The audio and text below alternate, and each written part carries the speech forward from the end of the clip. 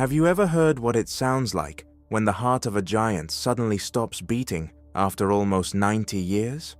It's not a loud explosion. It's not air raid sirens screaming through the morning fog. It's not war. The real death of an industrial superpower sounds very different. It sounds like silence. Heavy silence. Cold silence. The kind of silence that makes your stomach tighten. And right now, in January 2026, if you walk through Wolfsburg, Germany, you can hear it everywhere. Because there's nothing. Absolutely nothing.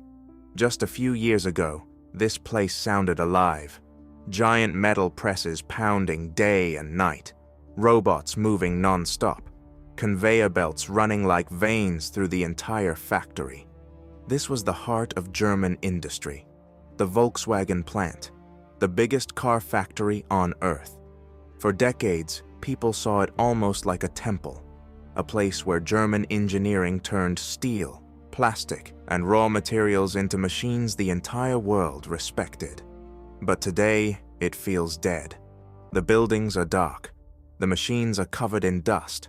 The robots stand frozen in strange positions like abandoned statues after the end of the world. The heat barely works. Parts of the facility have no electricity. Cold air moves through empty assembly lines. And the worst part isn't the temperature. It's the feeling. Thousands of workers lost their jobs. People who spent 20 or 30 years inside these factories now walk through the city, wondering how everything collapsed so fast. Wolfsburg no longer feels like a proud industrial city.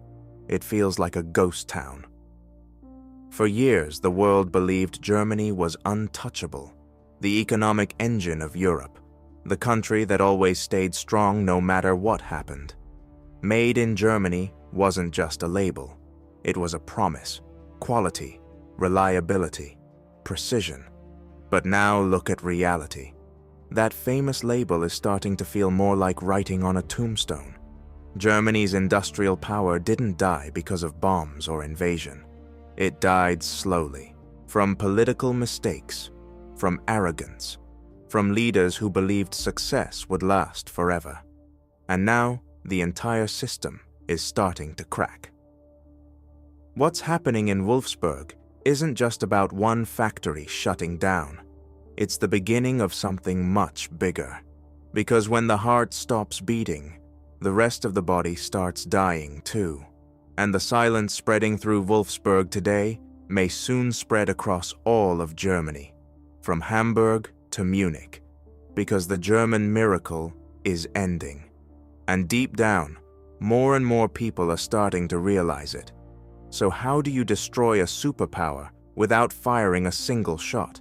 You don't need missiles. You don't need tanks. You don't even need an army. You just need to shut off one pipeline.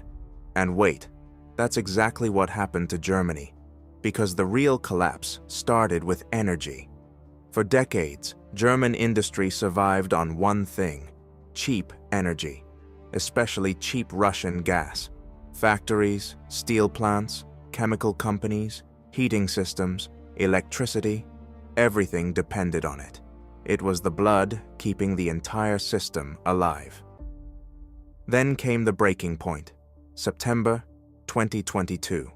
Explosions under the Baltic Sea, Nord Stream destroyed, and in that moment, Germany lost more than a gas pipeline. It lost the foundation of its industrial economy. But here's the part that shocked people the most. The German government barely reacted. No massive outrage, no strong response, no serious retaliation. They just accepted it, almost like it was normal. Germany went from buying cheap pipeline gas to buying the same gas in liquid form, at 4 times the price. Imagine running a bakery and suddenly paying 4 times more for flour overnight. What happens next? Prices explode, businesses panic, factories start shutting down. That's exactly what Germany experienced. But the real disaster was still coming. April 2023. Right in the middle of an energy crisis, while electricity prices were already crushing businesses and families, Germany made one of the most controversial decisions in modern European history. It shut down its last nuclear power plants at the worst possible moment. The country turned off stable, reliable energy sources while already facing shortages and rising costs. It was like punching holes in a sinking ship, and the consequences came fast. Heating bills exploded. Electricity became insanely expensive. Factories started losing money every single day. Germany, once Europe's industrial powerhouse, suddenly became dependent on importing electricity from other countries, buying nuclear energy from France, buying coal-generated electricity from Poland. And slowly, people started noticing something uncomfortable. The green transition didn't look very green anymore, because when there's no wind, wind turbines stop working. When there's no sun, solar panels don't help much. And during cold winter months, that becomes a huge problem. Germany even has a word for it: Dunkelflaute, darkness and no wind. Those moments exposed the truth. The country still had to burn coal to survive. So while politicians talked about saving the climate, old coal plants came back online. The irony was brutal. Meanwhile, ordinary Germans started feeling the crisis directly. Some apartments dropped to temperatures close to 60 degrees Fahrenheit inside during winter. People started buying wood stoves. Others tried heating only one room in the house. And slowly, a new feeling spread across the country: betrayal. Because for years, people were told Germany was leading the future, that everything was under control, that the system was stable and smart. But reality hit hard. Cheap energy disappeared. Industry started slowing down, and the famous German economic engine began running out of fuel. That was the moment when the illusion finally started breaking apart. Imagine a massive cruise ship, the kind that looks impossible to sink. Huge engines, thick steel walls, thousands of people on board, bright lights everywhere. For decades, Germany was that ship, the industrial giant of Europe. While other countries struggled with debt, unemployment, or economic chaos, Germany kept moving forward, building cars, machines, chemicals, technology, selling products to the entire world. It looked unstoppable, and that became the problem. Because when someone wins for too long, they stop noticing the cracks. Germany started believing its own myth. It believed cheap energy would always exist. It believed China would keep buying German products forever. It believed no one could challenge German engineering. But the world changed, and Germany didn't change with it. The country kept running like an old diesel engine, big, heavy, slow, completely convinced that experience alone would protect it forever. Meanwhile, the rest of the world kept moving faster. China exploded with new technology and manufacturing power. America dominated software and AI. Other countries cut taxes and attracted industries. Germany stayed stuck in meetings, regulations, and political debates. It's like a ship captain carefully polishing the deck while water is already flooding the engine room. Because that's what's really happening now. Germany isn't facing one normal crisis. The entire system started breaking down at the same time.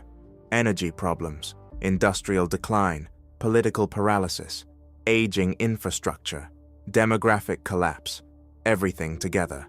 And for years, nobody wanted to say it out loud. Politicians kept repeating optimistic slogans. Experts talked about transition. Big companies pretended everything was fine. But underneath the surface, the ship was already taking on water. Look at the auto industry. For over 100 years, Germany ruled the world through combustion engines. Mercedes, BMW, Audi, Porsche, Volkswagen. These brands became symbols of power and success. But the future changed direction. Today, the center of the car industry isn't the engine anymore. It's batteries, it's software, it's artificial intelligence, and Germany showed up late to that revolution. very late. While Tesla was building giant factories and China was investing heavily into electric vehicles, many German executives still believed electric cars were just a trend. They laughed at the change. By the time they woke up, China had already passed them. Now European ports are filling with Chinese electric cars that are cheaper, faster, and often more advanced than German ones. 10 years ago, that would have sounded ridiculous. Today, it's reality. And that's where the big metaphor really starts making sense. Germany is like an aging heavyweight boxing champion. For decades, nobody could touch him. He dominated every fight. He terrified competitors. He believed he would stay king forever. But now he walks into the ring, older, slower, and exhausted. Meanwhile, younger fighters move faster, punch harder, and adapt quicker. But the old champion still acts like nothing changed. That's Germany.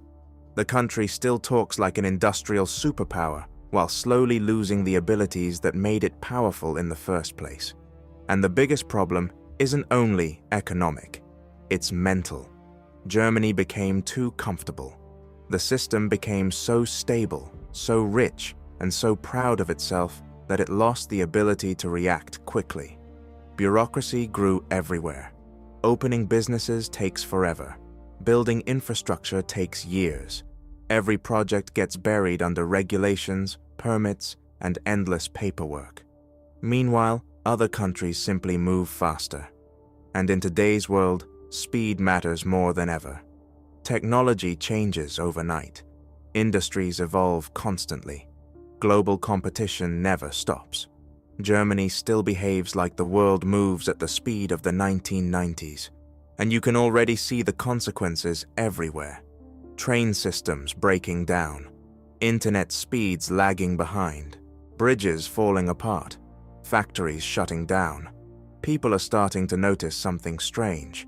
Germany no longer feels confident. For decades, the country projected strength, stability, and control. Now it feels tired, like someone trying to smile while completely burned out inside. And that's why this crisis scares Europe so much, because if Germany weakens, the entire continent shakes with it. Germany wasn't just another country. It was the economic engine holding Europe together, the country paying the bills, supporting the euro, keeping the system stable. But now that engine is slowing down, and everybody can hear the same sound spreading across the country. Silence.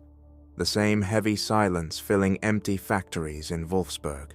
Because this isn't just one bad political decision.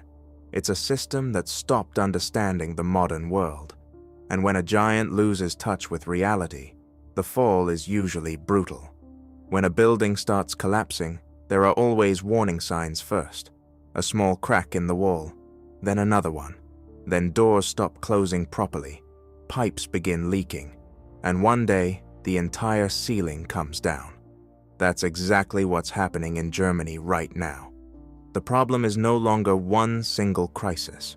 The problem is that the entire system started failing at the same time.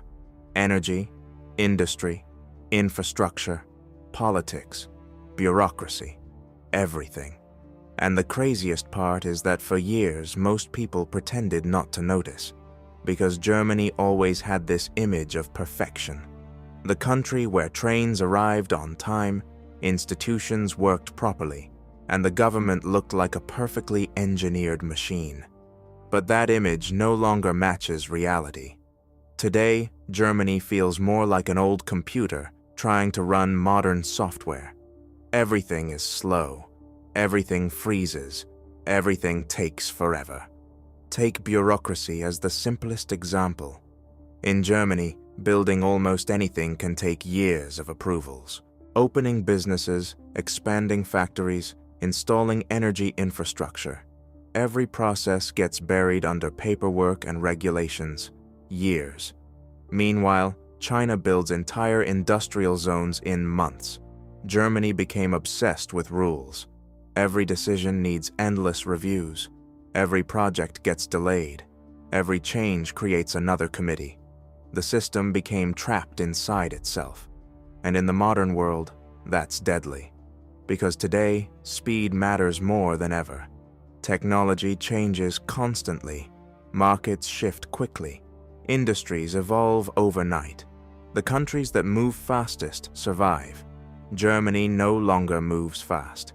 Its entire system was built for a different era. A slower world where giant industrial economies could dominate for decades without adapting too much. But that world disappeared, and Germany kept acting like it never changed. Look at the infrastructure. For decades, Germany lived off the reputation built by previous generations. Highways, bridges, rail systems, public services, all symbols of efficiency. Now much of that infrastructure is aging at the same time. Bridges are closing, rail systems constantly fail, construction projects take forever, internet speeds lag behind many other developed countries. Incredibly, even in 2026, many government offices still rely heavily on fax machines. Fax machines. It sounds like a joke, but it's real. German digitalization became one of the biggest symbols of how outdated the system really is. And businesses are getting frustrated, because modern economies need speed. They need fast internet, fast approvals, cheap energy, quick decisions. Germany offers the opposite. High taxes, expensive energy, heavy regulation, slow bureaucracy. That's one of the biggest reasons companies are leaving. And this is where the crisis becomes truly dangerous. Germany isn't just losing money, it's losing industry itself. For decades, companies like BASF, Siemens, Bosch, and Bayer represented German industrial strength. These corporations survived world wars, financial crashes, and political chaos. But now even they are pulling investments out of Germany. Why? Because producing inside Germany stopped making economic sense. Energy costs exploded. Taxes stayed high. Regulations became overwhelming. So companies started making cold calculations. Why stay here when production is cheaper somewhere else? And they leave. Not because they hate Germany, because they want to survive. BASF started investing heavily in China and the United States. Other manufacturers began moving factories abroad as well, and the damage goes far beyond giant corporations. Germany's famous Mittelstand is suffering too. That's the network of small and medium-sized family businesses that quietly powered the German economy for generations.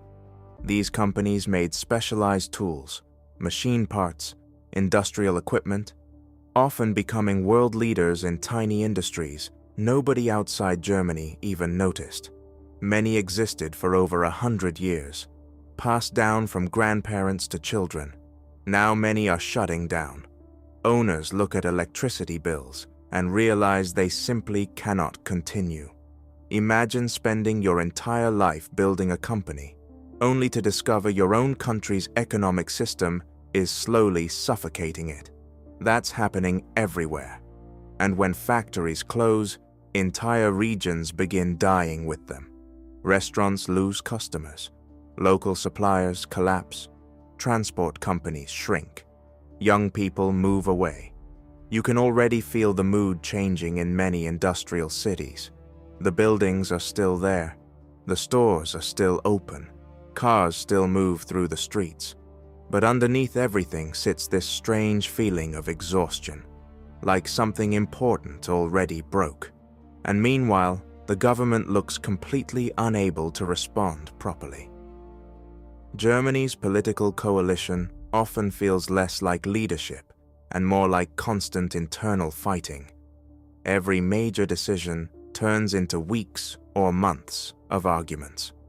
While politicians debate, the economy keeps weakening, and many Germans no longer believe their leaders understand the seriousness of the situation. That loss of trust is becoming one of the biggest problems of all, because economies run on confidence. People need to believe the future will improve. Businesses need confidence to invest. Workers need confidence to plan their lives. Germany is losing that confidence.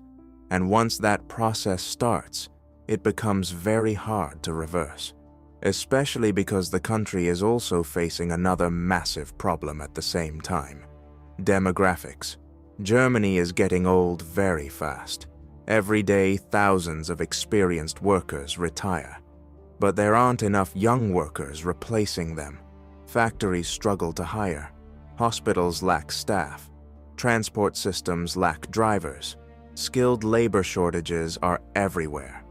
At the exact same moment the economy needs more productivity, the workforce is shrinking. That puts enormous pressure on the entire system. And immigration hasn't solved the problem the way politicians hoped. Many migrants struggle to fully integrate into the labor market, while highly skilled international professionals often choose countries with lower taxes, cheaper housing, and less bureaucracy. So Germany ends up stuck in the middle: an aging population, a shrinking industrial base, a political system moving too slowly, and rising social frustration everywhere. The country increasingly feels like a giant machine running on worn-out parts, still functioning, but barely. And maybe the scariest part is this: a lot of people still believe everything will eventually return to normal. But the old normal depended on conditions that no longer exist: cheap Russian energy, global industrial dominance, stable globalization, predictable geopolitics. That version of Germany is gone, and the country still hasn't figured out what comes next. That's the real system failure. Germany isn't just struggling economically. It's struggling to adapt to a completely different world. And the longer it delays that reality, the more painful the collapse becomes. Big economic crises always start at the top: inside government buildings, inside corporate boardrooms, inside central banks. But sooner or later, every crisis reaches ordinary people. And that's when everything changes. Because most people can ignore politics for a while. They can ignore economic charts. They can ignore news headlines. But they cannot ignore cold inside their own home. That's exactly what started happening in Germany. The crisis stopped being something abstract. It became personal. For decades, the average German lived with a sense of stability that almost felt automatic. You didn't have to be rich to live comfortably. There was heat, there was safety, there was order, there was predictability. Germany's middle class became one of the most comfortable societies in the world. And that's why the psychological shock hit so hard. Because people were not prepared to lose that comfort. Imagine waking up one morning and realizing you're scared to turn on the heat because of the electric bill. That's already happening. During the winters of 2025 and 2026, many German families drastically reduced heating usage just to save money. 60 degrees inside apartments became normal. 60 degrees. People started wearing jackets indoors, heavy socks, blankets all day long. Some even slept wearing winter coats. And this isn't happening in a poor country. This is Germany. The same Germany that spent decades being presented as the model of European prosperity. Many retirees now spend hours inside shopping malls, libraries, or train stations during winter simply because those places are warmer than their own apartments. Students sleep in sleeping bags inside dorm rooms. Families reduce hot showers to save money. It sounds unbelievable, but it's real. And as prices continue rising, daily life keeps changing. People have become anxious about basic living costs. Electricity, gas, rent, food, everything costs more. And once a society starts living in constant fear of bills, the entire mood changes. People become more stressed, more irritated, more exhausted. Because financial pressure never really leaves your mind. It follows you everywhere, at work, at home, even when you're trying to sleep. And maybe the biggest change of all is this: people are losing their sense of security. For decades, Germany operated on an invisible agreement between society and the state. work hard, pay taxes, follow the rules, and in return, you would get stability and a decent life. Now many Germans feel that agreement is breaking apart. People work hard but feel poorer. They save money but inflation destroys savings. They follow the rules but still feel insecure about the future. That creates something very dangerous: resentment, especially among the middle class. For decades, Germany's middle class was the backbone of the country. People bought homes, raised families, planned for retirement, and believed tomorrow would be better than today. Now many no longer believe that. Young Germans increasingly feel they may never reach the same standard of living their parents had. Housing prices exploded. Energy costs exploded. Daily expenses exploded. Meanwhile, salaries often fail to keep up. That creates a feeling of slow decline, and people feel it everywhere. Restaurants are less crowded. Small businesses struggle. Families cut spending on almost everything. Consumer confidence keeps falling. And once consumers stop spending, the economy slows down even more. It becomes a vicious cycle. But the collapse of daily life goes beyond money. Germany's public systems are also starting to show signs of strain everywhere. Hospitals are overwhelmed. Staff shortages keep growing. Train delays happen constantly. Public services move slower every year. The image of German efficiency is fading in real time, and that's emotionally devastating for many people, because Germans were raised believing their country simply worked better than most others. Now they see cracks everywhere: aging infrastructure, broken rail systems, government delays, housing shortages. The feeling of decline becomes impossible to ignore. But maybe the biggest damage is psychological. This crisis is slowly changing the emotional state of the country itself. Germany used to feel calm. Now it feels tense. People are angrier, more divided, more frustrated. You can feel it online. You can feel it in public conversations. You can feel it in politics, especially because many Germans believe they sacrificed a lot already and still see no improvement. They were told higher energy prices would help save the planet. They were told the transition would create a stronger future. They were told the system was under control. But everyday life keeps getting harder. And once people stop trusting official promises, social stability starts weakening. That's what's happening now. The gap between ordinary people and political elites keeps growing. Politicians speak in slogans. Citizens talk about survival. Those are two completely different realities, and the emotional consequences are massive. More anxiety, more loneliness, more hopelessness. Germany increasingly feels like a country emotionally burned out, especially among younger generations. Many don't believe they'll ever own homes. Many don't believe retirement systems will survive. Many no longer trust the future at all. That kind of hopelessness slowly poisons society, because countries don't survive on money alone. They survive on belief. Belief that tomorrow can improve. Belief that hard work matters. Belief that the future still exists. Germany is starting to lose that belief. And once a society loses optimism, everything else becomes much harder to save. That's why this crisis feels deeper than a normal recession. It's changing how people live, how they think, how they see their own country. Germany still looks wealthy from the outside. The buildings still stand. The highways still exist. The supermarkets are still full. But underneath all of it, something important is quietly breaking apart. The confidence that made Germany feel stable for generations.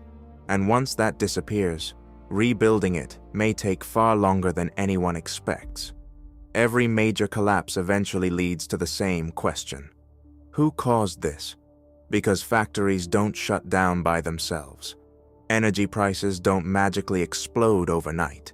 Entire economies don't slowly fall apart without people making decisions along the way. And in Germany, that question has become extremely uncomfortable. For years, German politicians presented themselves as calm, rational technocrats, serious people who always knew what they were doing. But reality slowly destroyed that image. Today, millions of Germans feel like their leaders no longer understand how the real world works. And for many people, the biggest symbol of that failure became Germany's ruling coalition government: Social Democrats, Liberals, Greens. Three parties constantly fighting each other while the country slides deeper into crisis. Every important decision turns into endless arguments. Every emergency response arrives too late. Every problem becomes another political circus. Meanwhile, ordinary people keep paying the price. At the center of all this stands Chancellor Olaf Scholz. And for many Germans, Scholz became the perfect symbol of weak leadership. In normal times, maybe his quiet personality would have worked. But during one of the biggest crises in modern German history, people expected strength. They expected direction. They expected urgency. They expected someone willing to make hard decisions. Instead, they got silence. Scholz often looks less like a leader and more like a manager, hoping problems solve themselves. While factories close and public frustration grows, he continues speaking in cautious bureaucratic language that feels completely disconnected from reality. And that disconnect makes people angry. Because when families are struggling to pay bills and businesses are collapsing, polished political speeches stop working. People want honesty. But if Scholz became the face of weak leadership, another politician became the face of something even bigger: Robert Habeck, Germany's economy minister.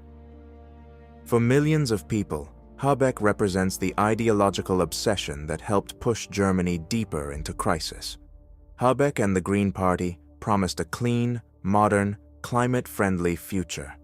But many Germans increasingly feel that these policies ignored economic reality completely. That's where the anger comes from.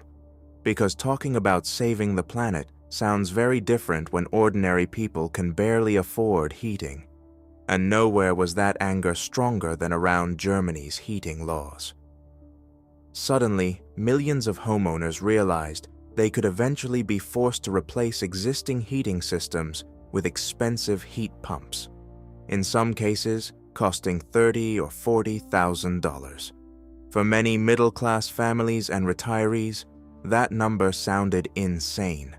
People panicked because they felt politicians were forcing massive lifestyle changes onto ordinary citizens without understanding how real people actually live. And slowly, a dangerous feeling started spreading through the country. The feeling that Germany's political class lives inside a bubble, a world of climate targets, ideology, and public relations campaigns far removed from normal life. That destroyed trust. But the responsibility goes far beyond one government or one party. The deeper problem is that Germany's elites ignored warning signs for years. For decades, Germany benefited from a comfortable economic model that seemed almost impossible to break. Cheap Russian energy, strong exports to China, industrial dominance inside Europe. As long as money kept flowing, nobody wanted to ask difficult questions. Nobody seriously prepared for the future. Germany became dangerously dependent on Russian gas. It underestimated China's technological rise. It delayed digital modernization. It ignored demographic decline. The warning signs were visible everywhere. But success made the system arrogant. And arrogance is deadly, especially in a world changing this fast. But there's another part of the story that became increasingly controversial inside Germany: the relationship with the United States. More and more Germans quietly started asking uncomfortable questions after the energy crisis exploded. Questions like, why did Germany accept policies that damaged its own economy so badly? Why destroy key energy relationships before realistic alternatives existed? Why does Germany often seem unable to defend its own economic interests? Because many Germans noticed something obvious. After Russian gas disappeared, American liquefied natural gas became extremely profitable. German companies started investing more heavily in America. Factories moved overseas. Energy costs in the US stayed far lower than in Europe. And slowly, a growing number of Germans started feeling that their country no longer acts like an independent power. That feeling became even stronger after Nord Stream was destroyed. For many people, that moment symbolized more than an energy crisis. It symbolized humiliation. Germany, supposedly Europe's strongest economy, appeared powerless to protect its own strategic infrastructure. And that created deep resentment, especially because Germany spent decades presenting itself as Europe's leader. Now many citizens feel the country looks weak instead. Meanwhile, traditional political parties continue losing public trust. Voters increasingly feel abandoned. That's why support for anti-establishment parties keeps growing. Not necessarily because people fully agree with them, but because they want to punish the existing system. That distinction matters. A huge part of political anger today comes from frustration, not ideology, especially in industrial regions where economic decline feels personal. Factory workers losing jobs, small business owners going bankrupt, families struggling with rising costs, all searching for someone to blame. And underneath all of that sits another dangerous emotion: betrayal. Many Germans feel they followed the rules their entire lives. They worked hard, paid taxes, trusted institutions, and now they feel those same institutions failed them. That's why political tension keeps rising. Because this is no longer just about economics. It's about broken trust between society and the people running the country. And once trust collapses, stability usually collapses with it. Especially in a country like Germany, where the entire system was built around predictability, order, and confidence. That's the real crisis. Not simply that mistakes were made, but that millions of people no longer believe the people in charge know how to fix them. The most dangerous part of a collapse is not the present. It's the future that starts forming afterward. Because real destruction doesn't happen all at once. It happens slowly. First, a few factories close. Then jobs disappear. Then investment leaves. Then an entire generation wakes up and realizes their country no longer knows where it's going. That's the future many people now fear for Germany. And this is no longer just about one recession or one bad political cycle. This could become a long-term transformation of Europe itself, because Germany is not just another country. For decades, Germany was the economic engine of the European Union, the country holding the system together. It financed rescue packages, it stabilized the euro, it carried weaker economies during crises. Germany was the machine powering Europe. But what happens when that machine starts failing? That's the real fear spreading across the continent. Because Europe's entire balance depended heavily on German strength. Countries like Italy, Greece, Spain, and even parts of Eastern Europe benefited for years from German money, German industry, and German economic stability. But now, Germany itself is struggling. And once Germany weakens, Europe starts shaking. You can already see signs of it. More political tension, more nationalism, more economic anxiety. Countries are slowly becoming more defensive and more selfish, because everyone understands something uncomfortable. There may not be enough money left to keep the old European system running forever. And once economic pressure increases, unity usually starts breaking apart. Every country begins protecting itself first. Borders become tighter. Migration debates become harsher. Political extremism grows stronger. The idea of a perfectly united Europe starts looking weaker every year. And that creates another huge danger. Because Europe was built on stability. The entire European Union, depends on trust between countries. Trust that stronger economies will support weaker ones. Trust that prosperity will continue. Trust that living standards will improve over time. But once that trust disappears, the entire structure becomes unstable. And Germany's problems are accelerating that process, especially because Germany itself is now facing a deep identity crisis. For decades, millions of Germans believed industrial work guaranteed stability. You could work in manufacturing, engineering, chemicals, automotive production, and build a solid middle-class life. Those industries created entire cities. Now many of those jobs are disappearing. Factories are downsizing. Production moves overseas. Automation replaces workers. Energy costs kill competitiveness. And nobody has a clear answer for what replaces those jobs long-term. That's the scary part. Politicians talk constantly about green jobs and digital transformation. But reality is far more brutal. A 50-year-old factory worker cannot instantly become an AI engineer. Entire communities built around industrial labor now face slow economic decay.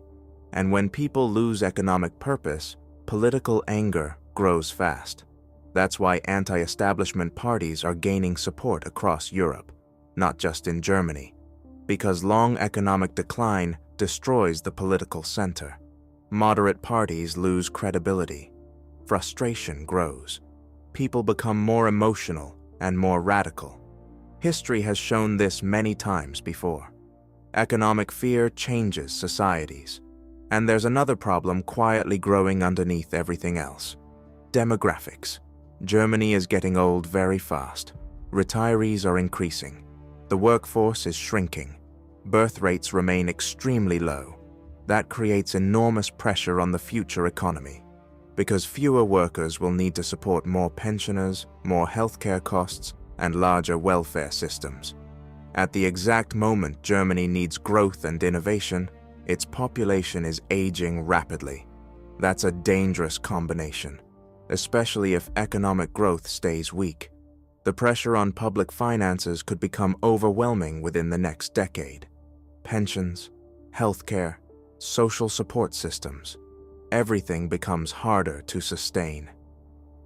And while Germany struggles with these internal problems, the rest of the world keeps moving forward aggressively. China continues expanding technologically and industrially. America attracts investment and talent from Europe. India keeps growing rapidly. Meanwhile, Europe risks becoming slower, older, and less competitive. A wealthy museum instead of a global power. That idea would have sounded ridiculous 20 years ago. Today, it no longer does.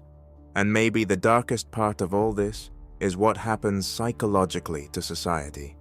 Because once people lose belief in the future, decline accelerates. Young people stop planning families. Businesses stop taking risks. Investors stop believing in long-term growth. Everything becomes defensive.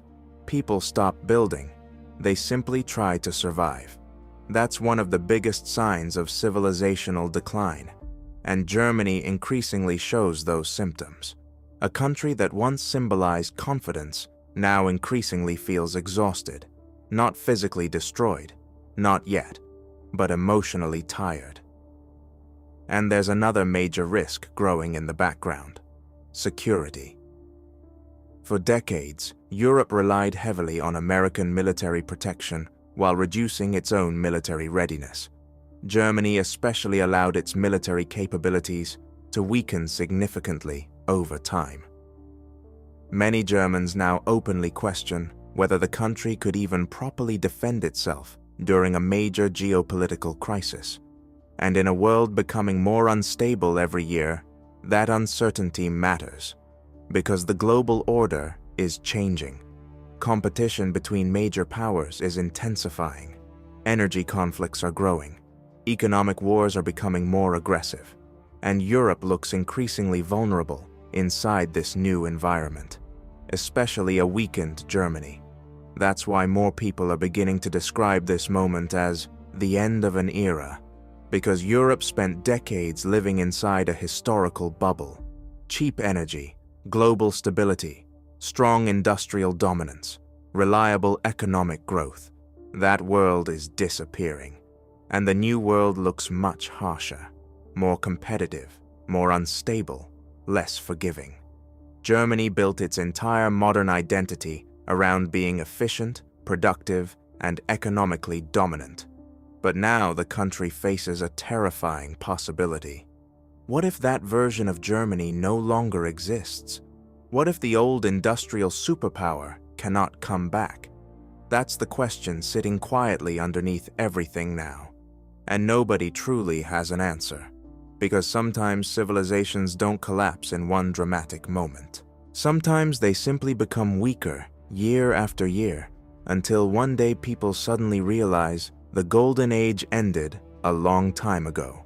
And by then, it's already too late to stop it. In the end, every great civilization makes the same mistake. It believes collapse only happens to other people. It happened to Rome. It happened to the Soviet Union. It happened to empires that once looked eternal. And now Europe is starting to learn the same brutal lesson. No system lasts forever. Not even Germany. For decades, Germany represented stability to the rest of the world. Discipline, industry, order, wealth. It looked impossible to imagine Europe without Germany leading it. But now that image is slowly falling apart in front of everyone. Not because of war, not because of invasion, not because of natural disaster, but because of internal decay. Years of bad decisions, political arrogance, economic dependency, fear of adapting to a changing world. And maybe the hardest truth to accept is this. Germany was not destroyed by an outside enemy. Germany slowly started destroying itself. One decision at a time, one closed factory at a time, one failed policy at a time, one broken promise at a time. Because countries don't collapse only when they lose money. They collapse when people stop believing in the future. And that's exactly what's beginning to happen now. You can feel it spreading through society. The exhaustion, the frustration, the quiet fear that something important is ending. Maybe that's why Wolfsburg became such a powerful symbol. That silence inside the empty factories says more than any political speech ever could. Because industrial silence feels different. It feels like history stopping. And when Germany slows down, all of Europe feels it. That's what makes this crisis so dangerous. This is not just about one country struggling economically. This could become the collapse of an entire European model built after World War II. A model based on endless growth, cheap energy, industrial dominance, and the belief that prosperity would continue forever. Now all of those foundations are cracking at the same time, and the political class still seems unable to fully understand how serious the situation really is. They continue speaking in slogans, talking about transitions and strategies, promising stability. But reality eventually breaks through every speech. Reality arrives as inflation, as layoffs, as energy bills, as anxiety. And once fear enters daily life, societies begin changing very quickly. Trust disappears, optimism disappears, patience disappears. People stop thinking collectively. Everyone starts focusing only on protecting themselves. That's when countries begin fragmenting from the inside. And maybe that's the scariest part of all this. Not economic decline, psychological decline. Germany once knew exactly what it was.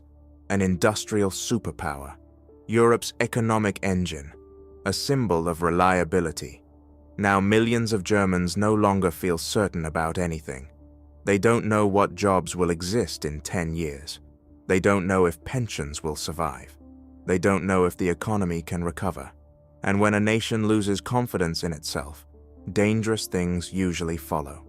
Because political extremism grows fastest where hopelessness grows deepest. History has already shown Europe that lesson many times. That's why this crisis matters far beyond Germany. This is not only about cars or energy prices. It's about an entire civilization facing the possible end of its golden age. The world Europe dominated for centuries is disappearing. China moves faster. America innovates faster. Asia grows faster. Meanwhile, Europe grows older, slower, and more divided. And Germany perfectly symbolizes that decline. A giant that once looked unstoppable, now struggling to carry its own weight. But even giants eventually fall. And when they do, the sound is not always dramatic. Sometimes collapse sounds like silence. The silence of empty factories. The silence of cold apartments.